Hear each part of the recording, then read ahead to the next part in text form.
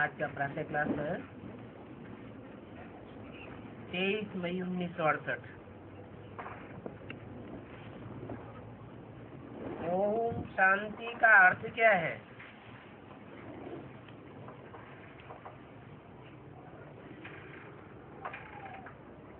अपने स्वधर्म में बैठो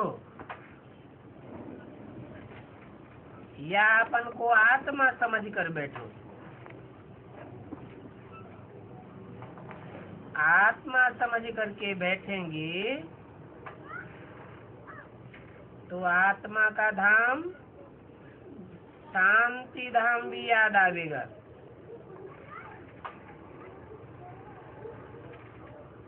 और स्वधर्म में टिक जाएंगे। इसको कहा जाता है स्वधर्म में बैठना। भगवान वाच स्वधर्म में बैठो।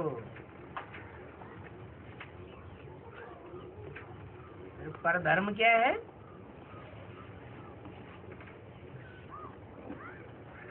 इस संसार में आत्मा की स्मृति में बैठना स्वधर्म है। मैं आत्मा ज्योति बिंदु। फिर परधर्म क्या है?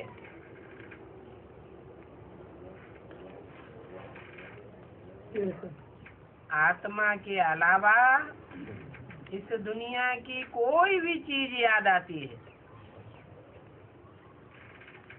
पृथ्वी, जल, वायु, अग्नि, आकाश, इनसे बने हुए कोई भी पदार्थ, ग्रह, उपग्रह, कुछ भी याद आता है। ये शरीर, अपना शरीर, पराया शरीर, देह के संबंधियों के शरीर, वो सब अगर याद आता है तो वो सब परधर्म है।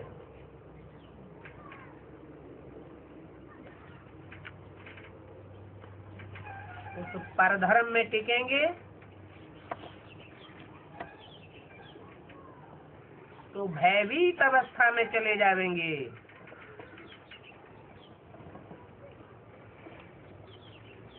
अर्थात दुख हो जाएगा।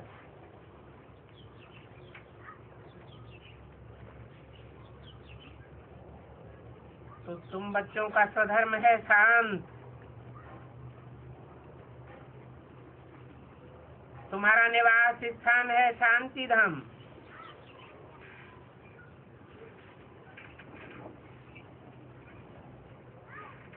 पांच तत्वों की से बनी हुई दुनिया का निवास स्थान इसी दुनिया में है। और तुम्हारा निवास स्थान शांति धाम में है। तुम्हारा ऊंचा धाम है। इस दुख धाम से तुम परे धाम में रहते हो, सुख धाम में। और सुख धाम से भी परे धाम है शांति धाम। तो अपन को आत्मा समझ स्वधर्म में बैठो। अभी तुम्हारा बाप यह बात तुमको बैठ पढ़ाते हैं। फिर कोई ये बात तुम्हें पढ़ाने वाला होगा नहीं। बेहद का बाप बेहद की पढ़ाई पढ़ाते हैं,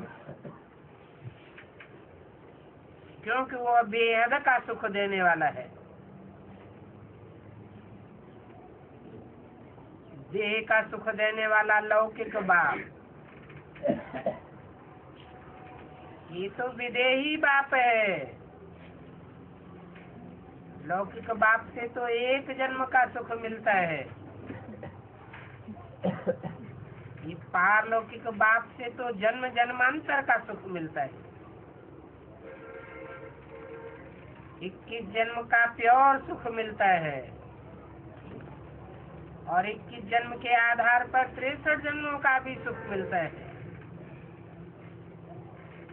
तो बेहद का सुख देने वाला है ना।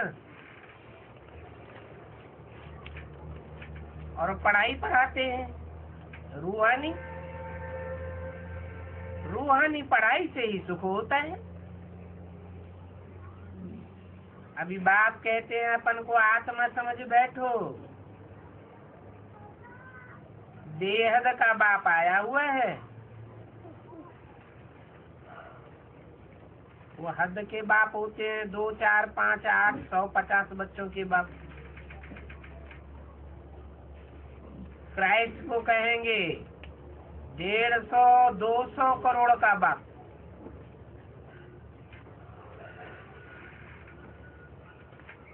उसके कितने फॉलोअर्स हैं? 100-150 करोड़ से भी ज्यादा फॉलोअर्स हैं। फिर भी हद का बाप है या बेहद का बाप है? फिर भी कहेंगे हद का बाप। ये तो 500-700 करोड़ जो भी मनुष्य आत्माएं हैं उनका भी बाप, और कीड़े मकोड़े पशु पक्षी पतंगे जो भी आत्माएं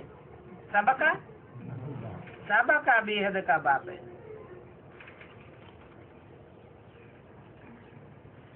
परंतु तुमको हीरे जैसा बनाते हैं, सबको नहीं बनाते।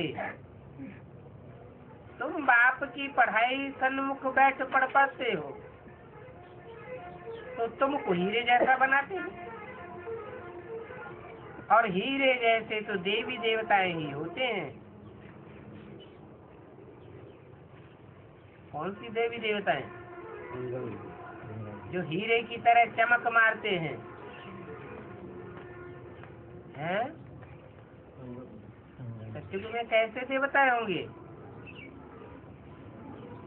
सत्युग है ही सोने की दुनिया, सोने समान, और संगम युग में हीरो पाठधारी, पाठ बजाने वाले, यथा राजा तथा प्रजा बच्चे।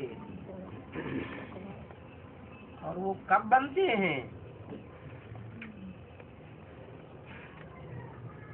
इतने ऊंचे पुरुषोत्तम युग में बनते हैं। और पुरुषोत्तम युग में कैसे बने ये बात कोई भी बता नहीं सकता सिवाय तुम्हारे, और तुमको भी बाप ने बताया है। प्रजापिता ब्रह्मा के बच्चे तुम ब्राह्मण ठहरे,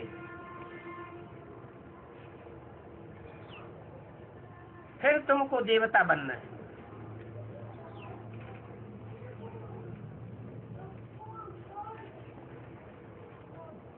ब्राह्मणों की चोटी होती है, भक्ति मार्ग में चोटी दिखाते हैं ना ब्राह्मणों की, वह तुम्हारे चोटी के पुरुषार्थ की यादगार है।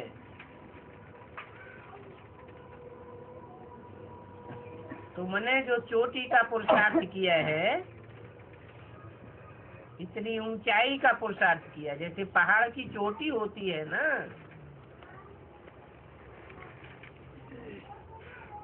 तुम शूद्र से ब्राह्मण बने हो।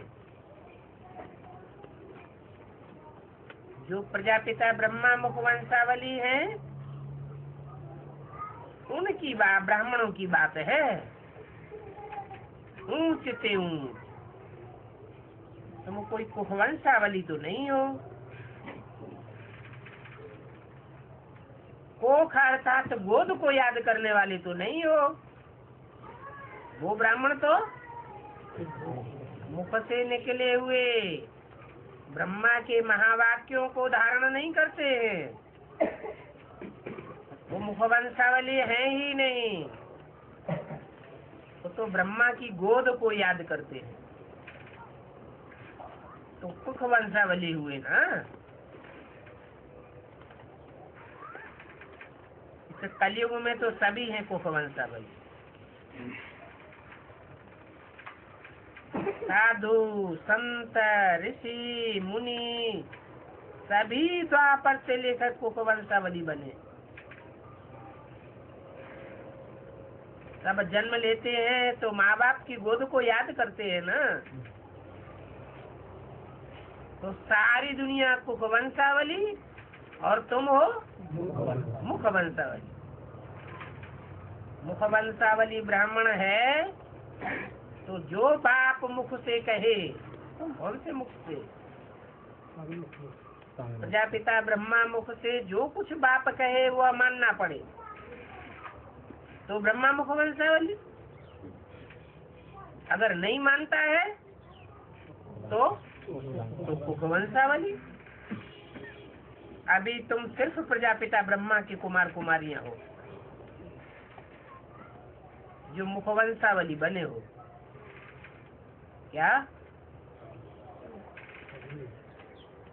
ब्रह्मा तो अनेक होते हैं, तुम ब्रह्मा कुमार कुमारी नहीं हो। क्या हो? प्रजापिता ब्रह्मा मुखवंशावली हो। प्रजापिता ब्रह्मा तो एक ही होता है।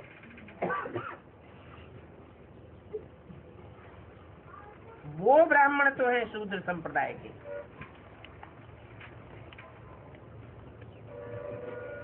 तो वो उत्तम नहीं ठहरे।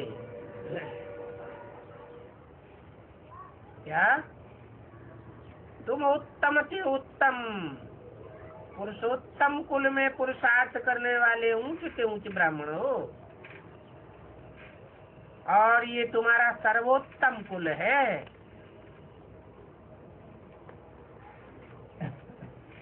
क्या कहा? कौन सा कुल है? अब सर्वोत्तम कुल का नाम कुछ होगा।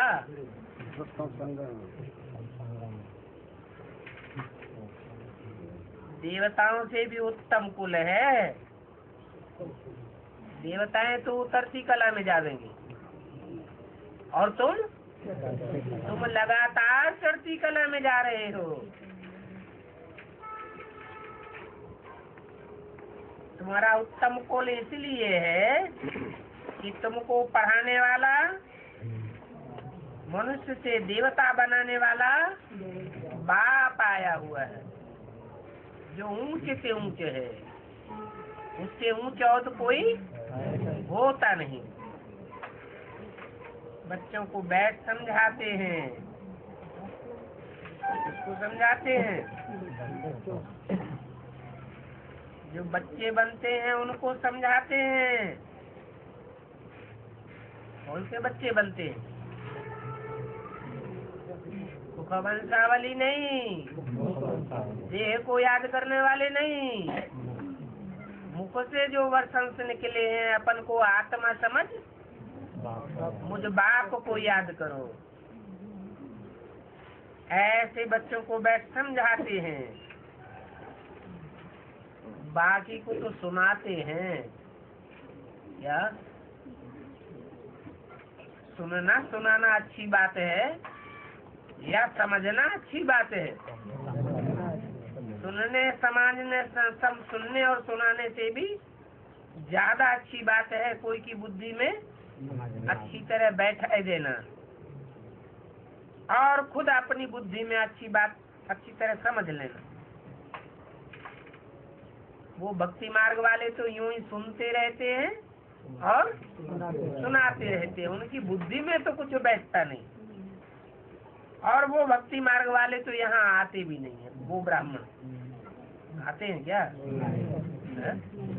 भक्ति मार्ग वाले ब्राह्मण जो सुनने सुनाने का काम कर रहे हैं, मुरली सुन लेते हैं,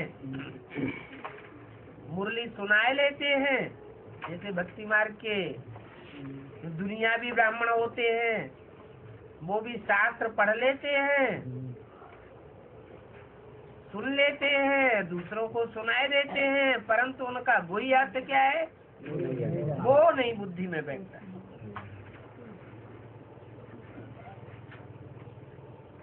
तो वो भक्ति मार्ग वाले ब्राह्मण तो यहाँ आते नहीं हैं। यहाँ आते ही हैं ज्ञान मार्ग वाले ब्राह्मण।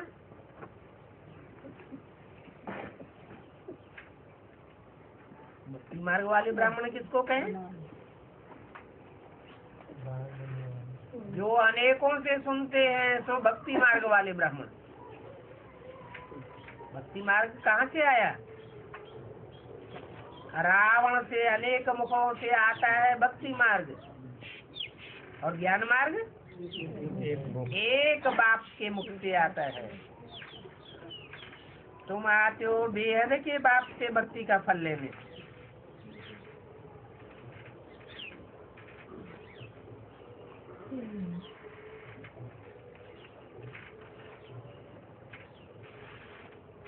अभी भक्ति का फल कौन लेंगे हैं? भक्ति करने वाले तो दुनिया में ढेर हैं, लेकिन भक्ति का फल कौन लेंगे? जिन्होंने सबसे जास्ती अव्यभिचारी भक्ति की हो।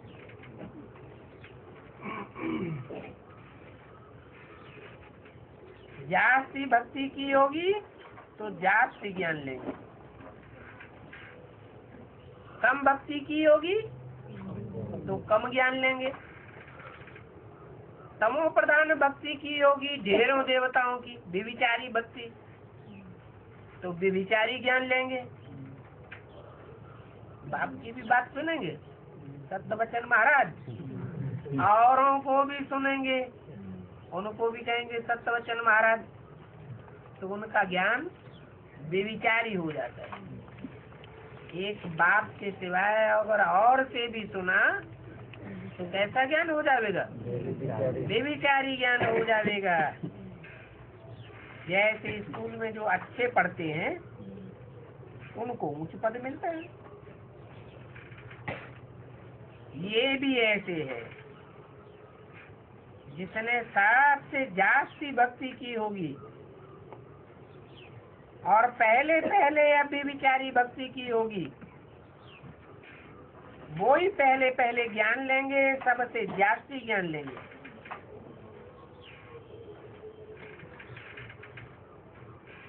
तो बताओ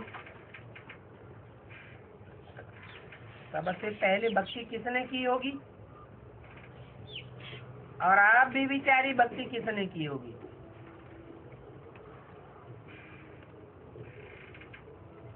है?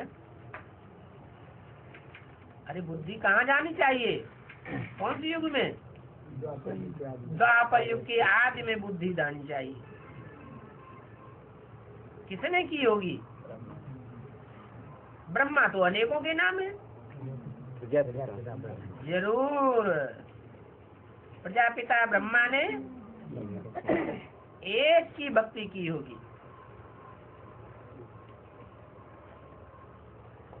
भक्ति का फल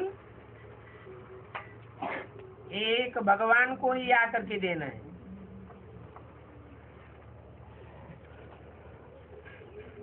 भगवान के सिवाय और कोई भक्ति का फल देता भी नहीं है। क्या है भक्ति का फल? ज्ञान। ज्ञान, ज्ञान माने समझ। तो ये अच्छी रीति समझने की बातें हैं। अभी तुम पत्थर बुद्धि से पारस बुद्धि बनते हो क्या? पत्थर और पारस में क्या अंतर है?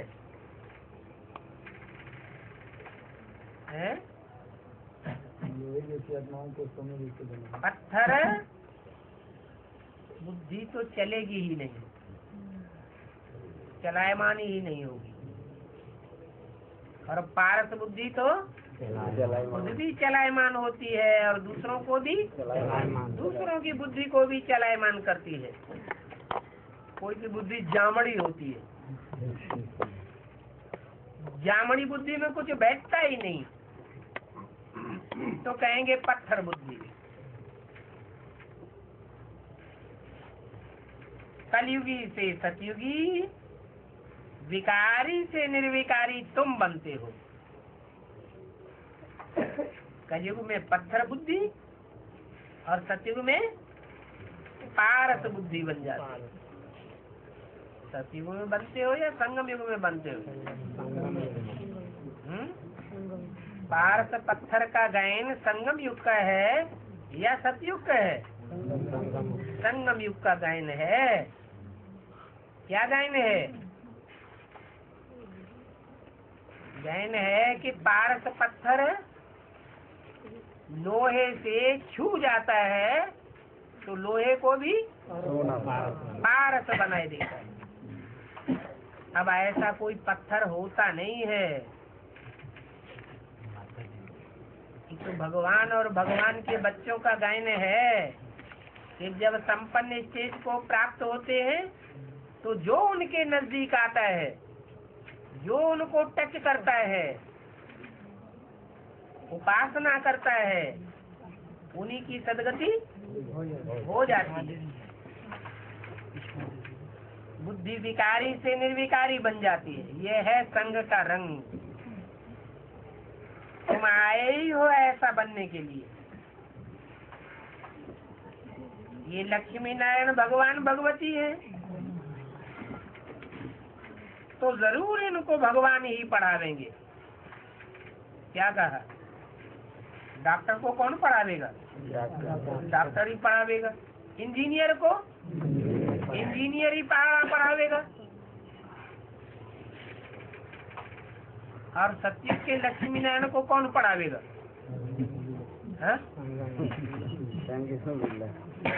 भगवान पढ़ावेगा या कोई और पढ़ावेगा? भगवान पढ़ाएगा।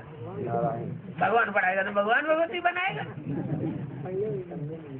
सत्युग के लक्ष्मी नारायण को पढ़ाने वाला जरूर कोई देवी देवता होगा, भगवान नहीं होगा। संगम में भी लक्ष्मी नारायण को पढ़ाने वाला भगवान होगा। क्योंकि भगवान भगवती का टाइटल कौन से युग में मिलता है? संगम युग में मिलता है। तो भगवान भगवती बनते हैं तो जरूर उनको भगवान पढ़ावेंगे। जो देवी देवता बनते हैं उनको जरूर देवी देवता पढ़ाने वाले होंगे। ये तो नियम है ना। इंजीनियर को डॉक्टर बैठ पढ़ावेगा क्या? नहीं, भगवानवाद। परंतु भगवान किसको कहा जाता है कोई को पता ही नहीं है कि भगवान तो एक होता है। भगवान कोई सैकड़ों हजारों नहीं होते हैं।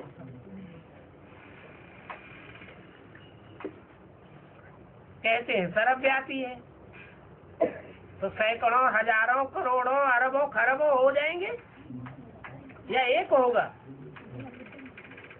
अभी भगवान बाप कहते हैं मैं तो एक ही मुकर्रर रथ में आता हूँ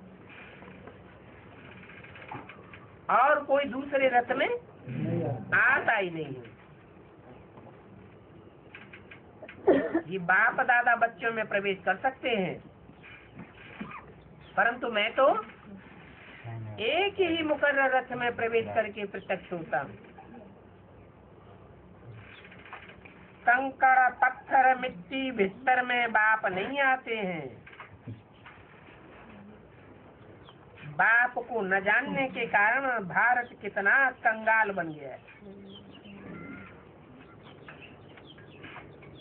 तो सर्वव्यापी को जानना अच्छा या एक व्यापी को जानना अच्छा? क्यों? सर्व को जानना तो अच्छा है ना, ज्यादा विस्तार में बुद्धि हो जाएगी, सबकी पहचान हो जाएगी। हैं? अरे बुद्धि का ठिकाना नहीं लगेगा। सर्वव्यापी कहने से समझने से बुद्धि भटकती रहेगी और एक व्यापी अगर समझ में आ जाए तो बुद्धि को एक पक्का ठिकाना मिल जाता है। ठिकाना मिल जाने से मन बुद्धि एक ठिकाने लगे तो फायदा है या भटकती रहे तो फायदा है? बुद्धि को एक ठिकाना मिल जाए ऊंच से ऊंच तो कितना फायदा हो जाए।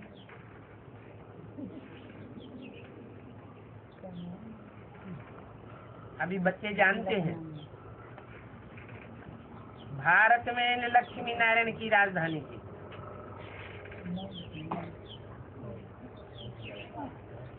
क्या की राजधानी थी? सिर्फ लक्ष्मी नारायण की ही राजधानी थी। हा? अरे घर में बाप होता है, वो बाप कहता है मेरी दुकान, तो बाप ही कहता है मेरी दुकान। बच्चे नहीं कहते हैं मेरी दुकान है? उनकी बपौती नहीं साबित होती क्या? साबित होती। लेकिन तब साबित होती जब इतना आत्मिक स्नेह होता है बाप और बच्चों के बीच में।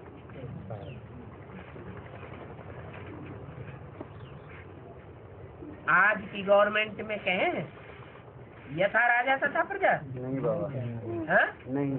क्यों नहीं कहें? हाँ? हाँ, ये तो है कि राजाएं भ्रष्टाचारी हैं, मिनिस्टर्स भ्रष्टाचारी हैं, तो प्रजा भी नंबर 1 भ्रष्टाचारी तो जरूर है। लेकिन यथा राजा जितने मिनिस्टर सुखी है उतने प्रजा के लोग सुखी हैं, ये बात नहीं कही जा सकती।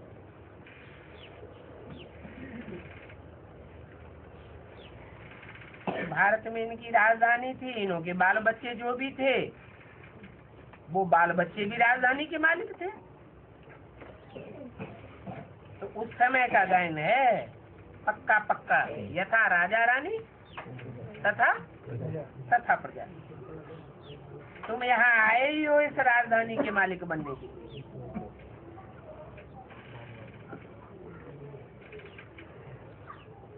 परंतु ये अभी तो राजधानी के मालिक नहीं है ना, अभी राजधानी के मालिक हैं? अभी तो नहीं है। हाँ, भारत में इन्हों का राज्य था, बच्चों को समझाया जाता है। जब इन देवी देवताओं की राजधानी थी, सूर्यवंशी और चंद्रवंशी राजधानी थी, तब और कोई धर्म नहीं था। इस्लाम धर्म, बौद्ध धर्म, क्रिश्चियन धर्म, ये इनका कोई भी अस्तित्व नहीं था। इस समय फिर और सभी धर्म हैं, लेकिन क्या नहीं है?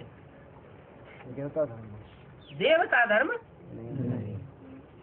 देखने में नहीं आता, प्रायः लोप है। परंतु ये देवता धर्म तो फाउंडेशन है, जिसको थुर कहा जाता है। इस समय मनुष्य सत्य रूपी झाड़ का थोड़ सड़ गया है।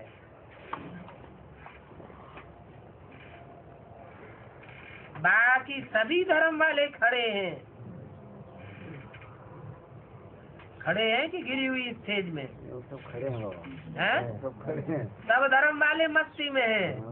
सिर्फ देवता धर्म, देवी देवता धर्म वाले हैं, उनकी ये हालत है, वो अपने धर्म को भी भूल गए, कर्म को भी भूल गए, धर्म पिता को भी भूल गए। बहुत ही गिरी हुई स्टेज में है। देखो, और सब धर्म खड़े हैं। जैसे सीढ़ी के चित्र में लास्ट में कौन खड़ा है और कौन पड़ा है? चंद्रमा खड़ा है, ज्ञान चंद्रमा खड़ा है, चंद्रवंश फिर भी खड़ा है, और ज्ञान सूर्य राम तो पड़ा हुआ है।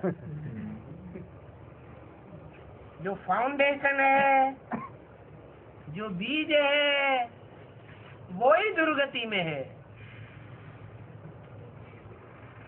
अभी और सब धर्मों की आयु पूरी होती है।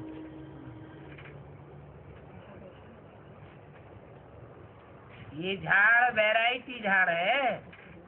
वैरायटी माने सब धर्मों का झाड़ है, सच्ची रूपी झाड़ है। भिन्न भिन्न नाम है, भिन्न भिन्न उन धर्म वालों के रूप हैं, और उन धर्म के रहने वालों का जो स्थान है, जो खंड है, वो देश भी भिन्न भिन्न है, और उनका काल भी, उनके प्रत्यक्ष होने का काल भी एक नहीं है। प्रत्यक्ष होने का काल भी भिन्न भिन्न है। संसार में बढ़ोतरी होने का काल भी भिन्न भिन्न है, और फिर नीचे गिरने का टाइम भी उनका भिन्न भिन्न है। तो देखो अनेक अनेक हैं। कितना बड़ा झाड़ है। बाप समझाते हैं कल्प कल्प ये झाड़ जड़ीभूत तमो प्रधान हो जाता है। क्या कहा? ये बात और कोई नहीं समझाता। क्या बात है? कल्प कल्प कल्प कल्प कि कल्प कल्प हर कल्प के अंत में ये मनुष्य सृष्टि रूपी झाड़ जड़ीभूत तमो प्रधान हो जाता है। बाप ही फिर शूटिंग का राज भी समझाते हैं कि शूटिंग पीरियड में भी जब तामसी शूटिंग होती है तो ये मनुष्य सृष्टि रूपी झाड़ जड़ीभूत तमो प्रधान हो जाता है। कितना कहाँ तक? इतना तक जड़ीभूत तमो प्रधान हो जाता है कि दुनिया के विनाश की सामग्री एटम बम बने हुए रखे हैं, फिर भी कोई की बुद्धि में नहीं आता क्या कि अब विनाश हुआ कि हुआ। यहाँ तक कि तुम बच्चों की बुद्धि भी ऐसी हो जाएगी जो बोला है कि विनाश कब होगा, जब सबकी बुद्धि में से विनाश की बात निकल जाएगी। इतने तब मस्ती में आ जाएगी, तब ही विनाश हो जाएगा।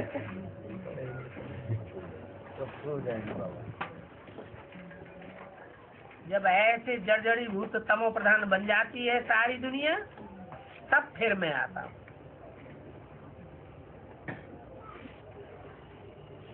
तुम मुझे पुकारते हो, बाबा आओ हम पतितों को आ करके पावन बनाओ, इसलिए पुकारते हो हैं? ज्ञान सुनाने के लिए बुलाते हो क्या? ज्ञान सुनाने के लिए नहीं बुलाते हो, पतित से पावन बनने के लिए बुलाते हो। और ऐसे भी नहीं कि आकर के ज्ञान सुनाऊं और चला जाऊं, फिर तुम अपने आप पतित से पावन बनते रहो। नहीं, ज्ञान भी सुनाता हूँ और फिर साथ साथ पावन भी बनाता हूँ। कहते हैं हे पतित पावन। जब पतित पावन कहते हो तो कौन याद आता है? निराकार याद आता है या साकार याद आता है? अच्छा, तो ब्रह्मा कुमारियाँ ठीक है। हिंदी कोई याद करती है। इब्राहिम, बुद्ध, क्राइस्ट, गुरु नानक भी ठीक है, वो भी तो निराकार को ही भगवान मानते हैं। फिर साकार नहीं, अरे साकार जो रामकृष्ण है वो भी तो 63 जन्म में चौकड़ी मार जाते हैं गड्ढे में। वो क्या हमारा उद्धार करेंगे हैं? तो उद्धार कौन करता है? कौन सी आत्मा उद्धार करती है? जो सदैव निराकारी स्टेज वाली है या जो साकार में रहने वाला है वो उद्धार करता है? आत्मा कौन है? प्रजापिता तो साकार होता है। प्रजापिता तो ऐसे ही पतित को कहा जाता है। जो खुद ही पतित है वो दूसरों को क्या पावन बनावेगा? हाँ, प्रजापिता में वो निराकार ज्योति बिंदु शिव प्रवेश करता है और प्रवेश करके ऐसा पुरुषार्थ कराता है कि वो पतितम कामी कांटा प्रजापिता भी क्या बन जाता है? निराकारी स्टेज वाला बन जाता है। जब निराकारी स्टेज वाला बने तब दूसरी आत्माओं को भी निराकारी, निर्विकारी, निरहंकारी बना दे। तो देखो, पतित पावन जब कहेंगे तो साकारी कब याद नहीं आवेगा? क्या कहा? साकार देहवानी की स्टेज में होगा तो क्या करेगा? नीचे गिरावेगा या ऊपर उठावेगा? तो नीचे गिरा देगा। देहवान में होगा तो क्या करेगा? नीचे गिरावेगा। आत्मा अभिमानी होगा तो ऊंचा उठावेगा। तो साकारी तो पतित पावन के रूप में कब याद नहीं आवेगा? पतित पावन सदगति दाता एक ही निराकार बाप है। जब निराकार कहते हैं तो बिंदु याद आता है, ये बिंदु रूपी स्टेज वाला याद आता है। बिंदु रूपी स्टेज वाला याद आना चाहिए। जब सतयुग था तो तुम्हारी सदगति थी। क्या संगम युग में सदगति नहीं होती है? हाँ? बोलो। संगम युग में ही सदगति होती है। सदगति और सदगुरु शरीर के साथ होता है या बिना शरीर के भी सदगुरु होता है? सदगुरु शरीर के साथ होता है और सदगति भी शरीर के साथ होती है। तो संगम युग 100 साल का 2036 तक संगम युग रहेगा, और जब तक संगम युग रहेगा तब तक ये 500-700 करोड़ की दुनिया भी रहेगी। पतित दुनिया रहेगी। और पतित दुनिया जब तक रहेगी तो बाप का कहना है पतित दुनिया में सब पतित और पावन दुनिया में सब पावन होते हैं। तो सन 36 तक सदगति होगी किसी की कि नहीं? होगी? किसकी होगी? किसी की सदगति कहा जाता है शरीर के साथ। 8 की तो होगी ना बाबा। 8 भी शरीर उनका पावन बन जाएगा। आत्मा पावरफुल होती जाएगी और शरीर सड़ते जाएंगे। ये प्रकृति के 5 तत्व विकराल रूप धारण करेंगे या विनाश होने से पहले शांत हो जाएंगे। विकराल रूप धारण करेंगे। तो शरीर ही जब पतित तमो प्रधान है तो सदगति कैसे कहें? सदगति कब कहें? जब आत्मा रूपी नैया और शरीर रूपी हिवैया शरीर को भी पार लगाए और आत्मा को भी पार लगाए। तो 2036 वो ऐसा टाइम होगा जब एक्यूरेट सदगति भी होगी और एक्यूरेट दुर्गति भी होगी दुनिया की। ये दुर्गति और सदगति का क्या होगा? संगम होगा। 1 सेकंड में सारी दुनिया पतित से पावन बन जाएगी। अभी तो ये पावन है ना बाबा? एक पावन है माने तन पावन है। बीमारी तो नहीं लगती है, हैं? लगती है। तब जब बीमारी लगती है तो तन को पावन कैसे कहेंगे? देवताओं का तन पावन होता है या विकारी बीमारी होती है? पावन होता है। तो 36 तक साइड में रहेगी क्या होगा? 36 तक साइड में रहेगी क्या? क्या होगा? 36 तक साइड में रहेगी क्या? स्थायी दुनिया सारी में रहेगी क्या? अच्छा, सारी दुनिया खत्म हो जाएगी। अरे जब तक एटम बमों का विस्फोट आखिरी 7 दिन नहीं होगा तब तक दुनिया रहेगी या नहीं रहेगी? हैं? रहेगी। जब आखिरी विस्फोट होंगे तब सारी दुनिया खलास हो जाएगी। तो ये तमो प्रधान शरीर भी खलास हो जाएंगे। तब तक 5 तत्वों वाली जो पृथ्वी है, 5 तत्वों वाले ये जो शरीर है, ये तामसी होते जाएंगे या सतो प्रधान बनेंगे? शरीर सड़ते जाएंगे। लेकिन कभी कभी ऐसा होता है शरीर सड़ा हुआ होता है, ढेर सारी बीमारियां होती हैं, तो भी आत्मा पावरफुल होने के कारण शरीर काम करता रहता है। ये बात करिश्मा हो सकता है, बाकी ऐसे नहीं कि शरीर सतो प्रधान हो जाएंगे और प्रकृति तमो प्रधान बनी रहे। पहले चैतन्य प्रकृति सतो प्रधान बनेगी या जड़ प्रकृति सतो प्रधान बनेगी? चैतन्य प्रकृति सतो प्रधान बने तब जड़ प्रकृति के 5 तत्व भी सतो प्रधान बने। अभी तुम पुरुषोत्तम संगम युग पर बैठे हो। क्या पुरुष किसको कहा जाता है? हैं? पुरुष माने आत्मा। आत्माओं में जो उत्तम से उत्तम आत्माएं जब प्रत्यक्ष होती हैं उस युग में बैठे। उत्तम से उत्तम शरीर तो नहीं कहा, पुरुषोत्तम कहा या रथोत्तम कहा? पुरुषोत्तम कहा। माने आत्माएं तो प्रत्यक्ष होंगी उत्तम से उत्तम, लेकिन जो शरीर है उत्तम से उत्तम वो नहीं बन जाएंगे। शरीर कैसे रहेंगे? हैं? तमो प्रधान। हाँ, भिकारी बीमारी बढ़ती जाएगी। शरीर नहीं निर्विकारी हो जाएंगे। शरीर निर्विकारी कब होंगे? अरे भूल गए, 36 के बाद। हाँ, 36 के बाद जब सारी दुनिया में एटम बमों का फटाका होगा। लास्ट जैसे दिवाली पर बच्चे क्या करते हैं?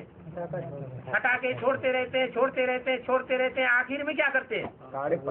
सारे उठा करके झोंक देते हैं। तो ऐसे ही लास्ट में जब सब खेल खलास हो जाएगा तो 5 तत्वों वाली पृथ्वी और 5 तत्वों के शरीर तामसी सब खलास हो जाएंगे। जो योग बल वाले शरीर होंगे वो बर्फ में दब जाएंगे। कैसे? जब इतने बम्बों का फटाका होगा तो समुद्र का जल भाप बन करके ऊपर उड़ेगा और दुनिया में जितनी बरसात कभी नहीं होगी उतनी बरसात होगी। अभी तो गोरखपुर का हर साल ये हाल हो जाता है। तो जब लगातार मूसलाधार बरसात होगी कई दिनों तक तो सारी दुनिया काय में डूब जाएगी? जल में डूब जाएगी। ये बड़े बड़े महाद्वीप कौन कौन से?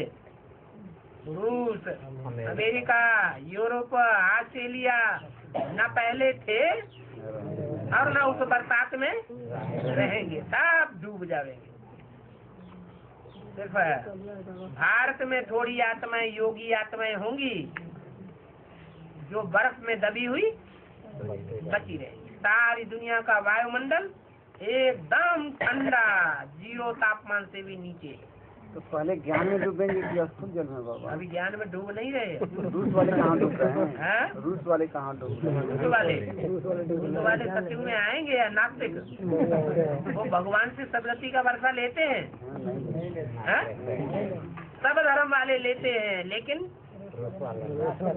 अहंकारी नहीं लेते हैं। रूस वाले बहुत याद आ रहे हैं। क्या बात? भैया बंधु तो नहीं है।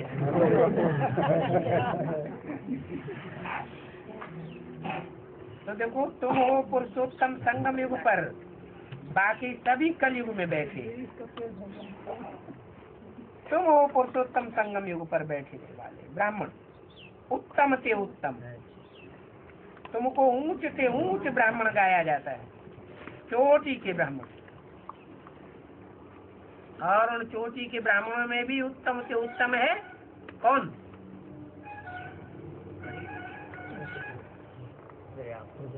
अरे ब्राह्मण तो क्या बनते हैं?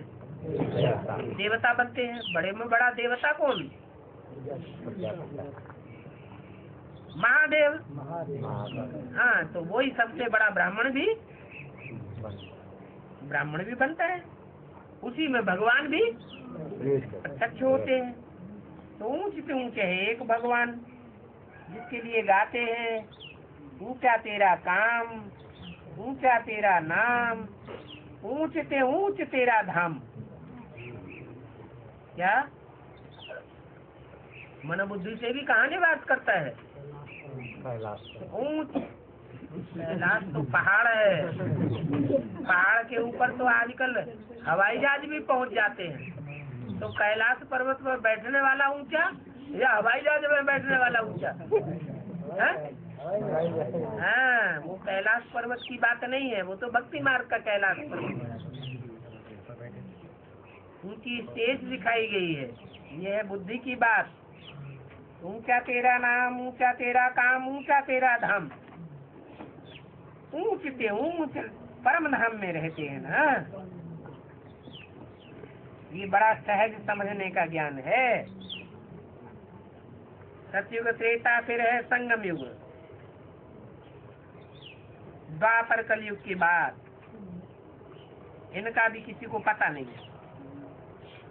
जो भी मनुष्य मात्र हैं उनको कलयुगी शूद्र पतित संप्रदाय कहेंगे। सतयुग में तो कोई भी पतित होता नहीं है। ये होता है? हैं? होता है? नहीं होता। कलयुग में कोई पतित नहीं होता। हैं? तो कह रहे हैं?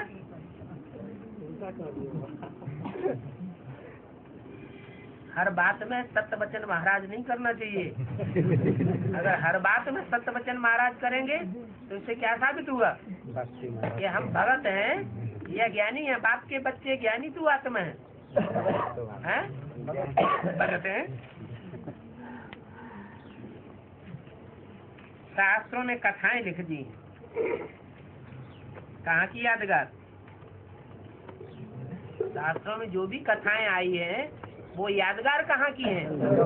संगम युग की यादगार है। इस समय वर्तमान संगम युग में हमने जो भी कथा कहानियां रची है प्रैक्टिकल जीवन में वो इस शास्त्रों में लिख दी है। रावण ने सीता को चुराया है। अब एक मुख ने चुराया या कोई गैंग था? है? चुराने वालों का गैंग था या कोई एक रावण था? एक रावण था, 10 मुख वाला नहीं था। 10 तरह की बुद्धि भिड़ाई इकट्ठी की तब ने चुराया, एक बुद्धि ने चुरा लिया। 10 प्रकार की बुद्धि भिड़ करके इकट्ठी हुई, संगठित हुई, तब रावण ने सीता को चुराया। फिर ऋषि के पास बच्चे पैदा हुए, ऐसी कथा आती है ना, है? किसके पास बच्चे पैदा हुए? ऋषि किसको कहा जाता है? पवित्र को ऋषि कहा जाता है। ऋषि के पास बच्चे पैदा हुए, ये सभी कथा कहानियां आदि की हैं। भक्ति मार्ग की बात है, सुन सुन करके तुम्हारी हालत देखो क्या हो गई है। अभी भी जब तुम सुनते हो ऐसा हुआ तो तुम्हारे दिल की हालत क्या हो जाती है? निश्चय बुद्धि हो जाते कि अनिश्चय बुद्धि बन जाते हैं? अनिश्चय बुद्धि अभी भी बनने लग पड़ती। इतना ज्ञान सुना हुआ है तो भी ये हालत हो जाती। ये भी ड्रामा भक्ति मार्ग बना हुआ है। क्या भक्ति मार्ग भी बना हुआ है और भक्ति मार्ग की शूटिंग भी ड्रामा में बनी हुई है। तो दिल में धड़ाका होना चाहिए कि नहीं होना चाहिए? नहीं होना चाहिए। है? ऐसी उल्टी पलटी बातें सुनकर के दिल में धड़ाका होना चाहिए कि नहीं? अगर होना चाहिए अगर दिल में कुछ भी धड़ाका होता है तो समझ लो ड्रामा का पाठ पक्का नहीं किया। हाँ, ये भक्ति मार्ग बना हुआ है, ऐसे नहीं कह सकते कि कब बना। ये तो बना बनाया ड्रामा है। बाबा तो ये भक्ति मार्ग क्यों बनाया, कह सकते हैं? बाबा ने थोड़ा ही बनाया, ये तो ऑटोमेटिक बना बनाया है। ओम शांति।